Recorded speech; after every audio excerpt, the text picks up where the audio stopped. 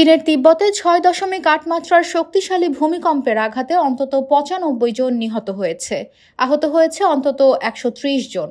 ধ্বংসস্তূপের নিচে চাপা পড়াদের উদ্ধারে প্রায় ১৫০০ উদ্ধারকর্মী মোতায়েন করা হয়েছে। চীনের রাষ্ট্রীয় সংবাদ মাধ্যম এই তথ্য জানিয়েছে। মার্কিন ভূতাত্ত্বিক সংস্থা ইউএসজিএস জানিয়েছে, ভূমিকম্পটির উৎপত্তিস্থল নেপালের লেবুচি থেকে ৯৩ কিলোমিটার উত্তর-পশ্চিমে। রিক্টার স্কেলে এর মাত্রা ছিল ৭.১। ভূপৃষ্ঠ থেকে এর গভীরতা ছিল ১০ কিলোমিটার।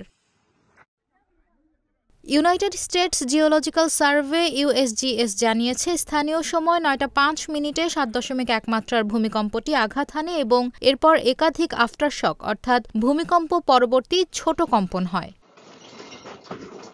বার্তা সংস্থা সিনহুয়ার বরাত দিয়ে এএফপি জানায়, চাংসো টাউনশিপ, কুলু টাউনশিপ ও ডিংরি কাউন্টির কুগুও টাউনশিপ সহ ৩টি টাউনশিপে মানুষের মৃত্যু হয়েছে। ইউএসজিএস কম্পন মানচিত্র থেকে জানা যায়, ভূকম্পের কম্পন প্রতিবেশী নেপাল ও উত্তর ভারতের কিছু অংশে অনুভূত হয়েছে। তবে সিনহুয়া বলছে, জিজাং এলাকার জিজাগ শহরের ডিংরি কাউন্টিতে ৬.৮ মাত্রার ভূমিকম্প আঘাত হানে। এই ভূমিকম্প বাংলাদেশ, নেপাল, ভারত, ভুটান ও চীনেও অনুভূত হয়েছে। তবে এসব দেশে কেউ মারা যায়নি।